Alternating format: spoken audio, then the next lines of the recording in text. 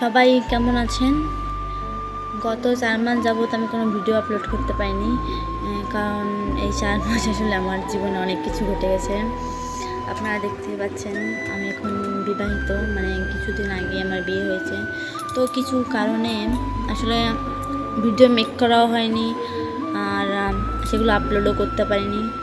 আমার কিছু সমস্যা ছিল, তার সাথে আবার আমার ফোনটাও নষ্ট হয়ে গেছিলো, কিনতে কিছুদিন সময় লেগেছিল।